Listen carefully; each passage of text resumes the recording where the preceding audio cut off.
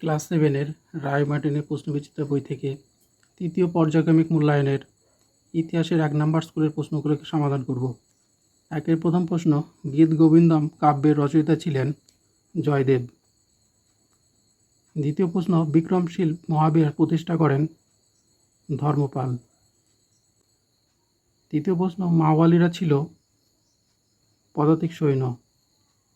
4 নম্বর প্রশ্ন, হুমায়ুন নামার রচয়িতা হলেন গুলবদন বেগম।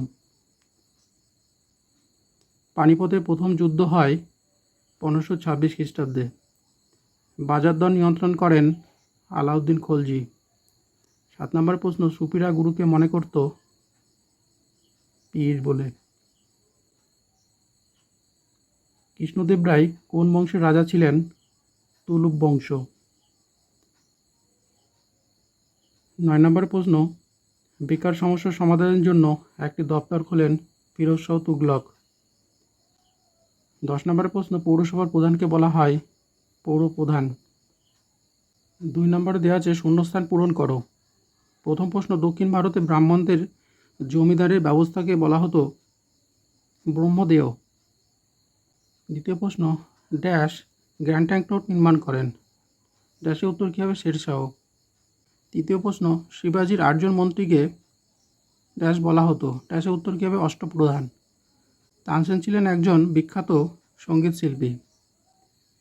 5 নম্বরের প্রশ্ন হচ্ছে, ড্যাশ সংবিধান পৃথিবীর বৃহত্তম সংবিধান। এই লিখিত সংবিধান পৃথিবীর বৃহত্তম সংবিধান। 3 নম্বরে আছে ক স্তম্ভের সঙ্গে খ স্তম্ভ মেলাও।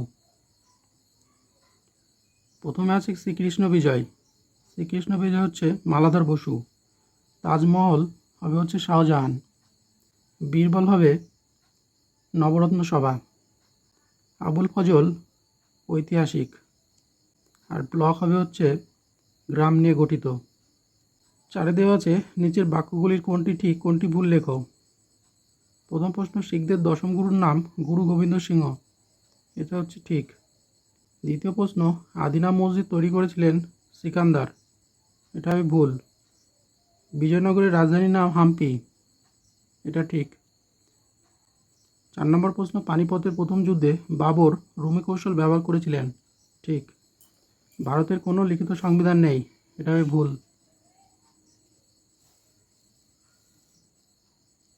5 নম্বরে দেওয়া আছে বেমানান শব্দটি খুঁজে বের করে লেখো। তার প্রথম প্রশ্ন দেওয়া আছে যে আহমেদনগর, বিজাপুর, পাঞ্জাব এবং গোলকুন্ডা। তার এটা বেমানান হবে পাঞ্জাব। দ্বিতীয় প্রশ্ন, লুইপাদ, সরপাদ, কানুপাদ, অশ্বঘোষ। এর মধ্যে বেমানান হচ্ছে অশ্বঘোষ। তৃতীয় প্রশ্ন, পুনে, কোঙ্কণ, আগ্রা ও বিজাপুর। এর মধ্যে বেমানান হচ্ছে আগ্রা। 4 নম্বর প্রশ্ন, ইলতুৎমিশ রাজিয়া ইবন বতুতা বলবন। এর মধ্যে বেমানান ইবন বতুতা। আচ্ছা, 5 নম্বরের প্রশ্ন, গ্রাম, ব্লক, মহাদেশ, জেলা। এর মধ্যে বেমানান হচ্ছে মহাদেশ। 6 প্রথম প্রশ্ন, মনসবদার কথার অর্থ কী?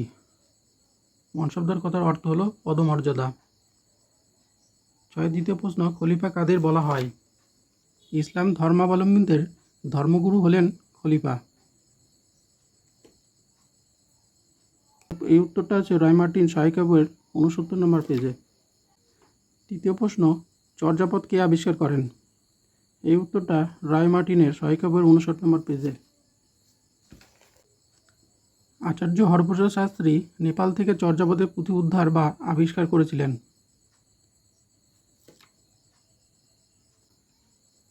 4 নম্বরের প্রশ্ন, দাস বংশের প্রতিষ্ঠাতার নাম কি? দাস বংশের প্রতিষ্ঠাতা কুতুবউদ্দিন আইবক। পেজ নাম্বারগুলো দেওয়া আছে দেখো, রয় মার্টিনের 88 নম্বর পেজ। এটা অতীশ দীপঙ্কর কে ছিলেন? এটা রয় মার্টিনের 56 নম্বর পেজ। বাঙালি বৌদ্ধ আচার্যদের মধ্যে সবচেয়ে বিখ্যাত ও শ্রেষ্ঠ পণ্ডিত ছিলেন দীপঙ্কর শ্রীজ্ঞান অতীশ। 6 নম্বরের প্রশ্ন, সুফিবাদ বলতে কী বোঝো?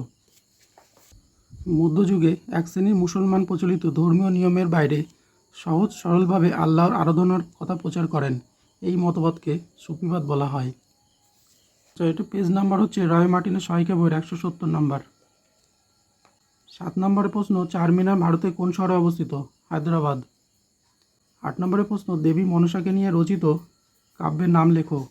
এটা রয় মার্টিনের সহায়িকা বইয়ের 180 নম্বর পেজে। দেবী মনসাকে নিয়ে লেখা মঙ্গল কাব্য কী নামে পরিচিত? মনসা মঙ্গল। 9 নম্বরের প্রশ্ন, সিজদা বলতে কী বোঝো? এটা রায় মার্টিনের সহায়িকা বইয়ের 90 নম্বর পেজ। সিজদা প্রথার অর্থ হলো সুলতানের সামনে নতজানু হওয়া। 10 নম্বরের প্রশ্ন, ভারতের সংবিধানের জনক কাকে বলা হয়? ভারতের সংবিধানের প্রধান রূপকার হলেন ডক্টর বি.আর. আম্বেদকর। 11 নম্বর প্রশ্ন, কে তামার নোট প্রচলন করেন? মোহাম্মদ বিন তুগলক। 7 প্রথম প্রশ্ন, জিজিয়া কর বলতে কী বোঝো? এটা রায় মার্টিনের সহায়িকা বইয়ের 93 নম্বর পেজে আছে। দেখো জিজিয়া কর কি? জিজিয়া কর উত্তর এখান থেকে এ পর্যন্ত। সাথে দ্বিতীয় প্রশ্ন, কবে কাদের মধ্যে পুরন্দরের সন্ধি হয়েছিল? এটা রায় মার্টিনের 197 পেজে আছে। উত্তরটা দেখে নাও। উত্তর 1765 খ্রিস্টাব্দে পুরন্দরের সন্ধি হয়েছিল, আর শিবাজি ও ঔরঙ্গজেবের সেনাপতি রাজা জয়সিংহের মধ্যে পুরন্দরের সন্ধি হয়েছিল। 3 নম্বরের প্রশ্ন, ক্ষমতা স্বতন্ত্রীকরণ নীতি বলতে কী বোঝো? উত্তর দেখো এখান থেকে এই পর্যন্ত। প্রশ্ন, সুলতান ইলতুৎমিশের সামনে প্রধান 3টি সমস্যা কী ছিল? এটা রায় মার্টিনের সহায়িকা বই থেকে 89 নম্বর পেজে পাওয়া যাবে। সুলতান ইলতুৎমিশের সামনে প্রধান 3টি সমস্যা কী ছিল? উত্তর এখান থেকে এ পর্যন্ত। দিনী ইলাহি বলতে কী বোঝো? দিনী ইলাহি উত্তর এখান থেকে এ পর্যন্ত। 8 তৃতীয় প্রশ্ন, সরকারের কটি ভাগ এবং এই ভাগগুলির কোনটি কী কাজ করে? এটা রায় মার্টিনের সহায়িকা বই থেকে 211 নম্বর পেজে আছে। উত্তর দেখো এখান থেকে এই পর্যন্ত।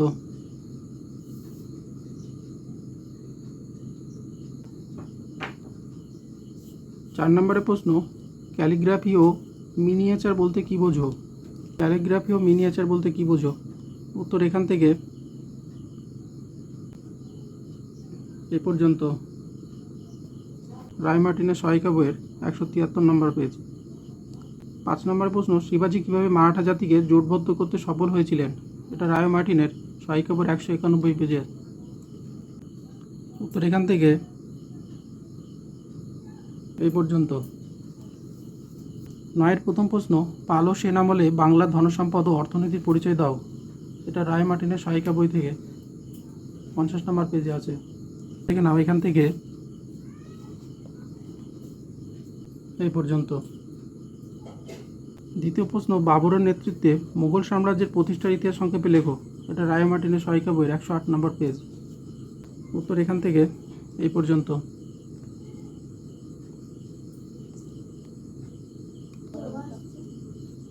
তৃতীয় প্রশ্ন, শেরশাহের শাসন ব্যবস্থা সম্বন্ধে যা জানো আলোচনা করো। এটা রায় মার্টিনের সহায়িকা বই থেকে 110 নম্বর পেজ।